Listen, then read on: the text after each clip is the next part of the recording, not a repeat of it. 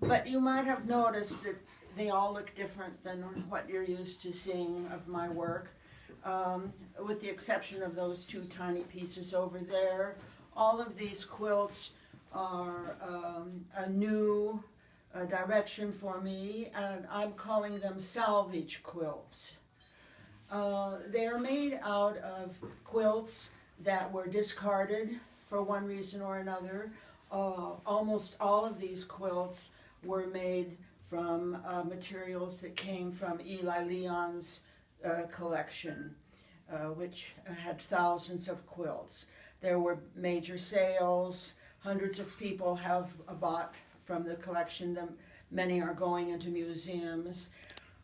At the very end were the things nobody wanted, the garbage.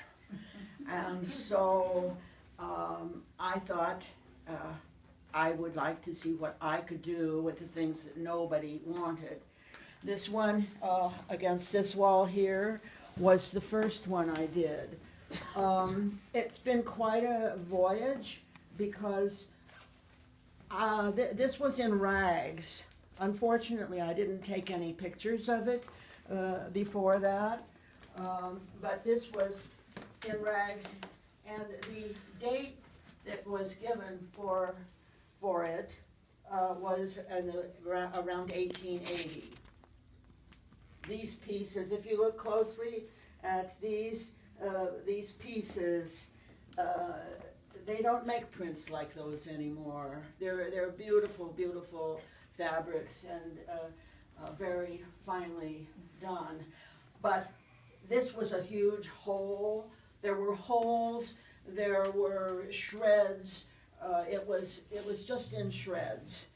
And what to do? I'm sitting here with this rag that some woman over 100 years ago made by hand. And here I am on McAllister Street with this on my table, wondering who was this woman, what would she think if she saw me sitting here with this thing that she had made by hand, playing with it. And I didn't, they've all been different paths because each one was a different person and a different being. So I had to find a new direction for that one person that made that quilt. So it turned out I also have a pile of stuff that is like at the bottom of a heap in a drawer, and that I made maybe 25, 30 years ago. I've never done anything with. I finished it, but it's stashed somewhere. So, I'll go get mine for this one. And so that's what, this was a finished piece. It had already been stitched with this red stitching. This and this, those three. I just felt, yeah, I think those will work. And then the only thing I did with it was cover holes, and I did that. That was about it. That was my first one. The second one is in the other room. You can see that later. Then this one here. A lot of this was already stitched. This black and yellow panel that's running, that was completed. Can you imagine? Somebody put those together that way. I thought it's just very remarkable, like, who were these people? They were the real African Americans in that spontaneous, improvisatory approach to making a quilt. So all I did was take these hunks and put them together.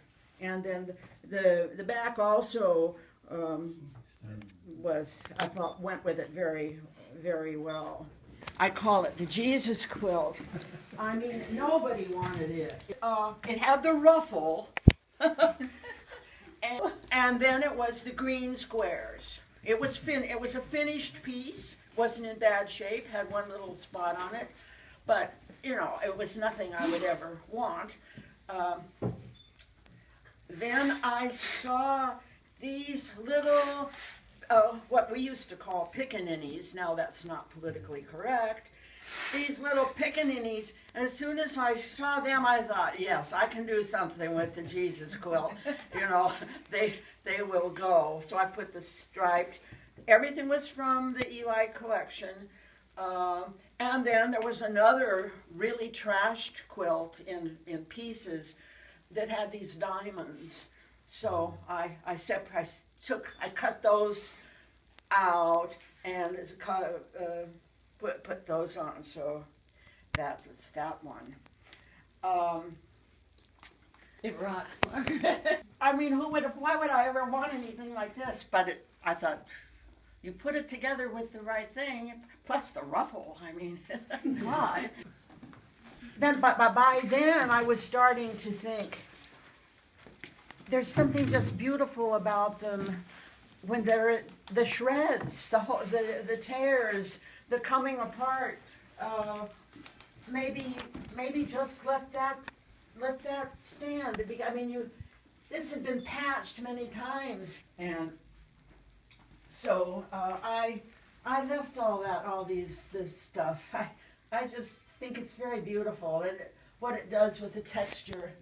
Then there was another very old quilt that I took these squares. It was really coming apart, but I salvaged some of the squares and scattered them around. And this was also came from his collection, this ribbon. And I thought somehow or other getting that extra spark in there that showed care, you know, with the hand embroidery and that sort of thing. I put that on. And then my mother, she never wore lipstick and she certainly never smoked, but she had this in her stash somewhere, I don't know from where, and it had been floating around for years, and I just thought it would go. So it adds another little jab of something.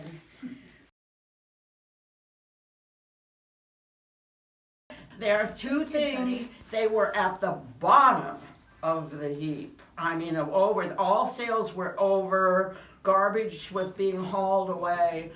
These were two items that were both undesirable by anybody's standard, and so that's what this one is made of.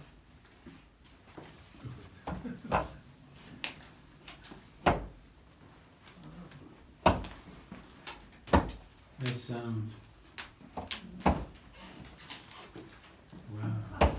Oh, Nice.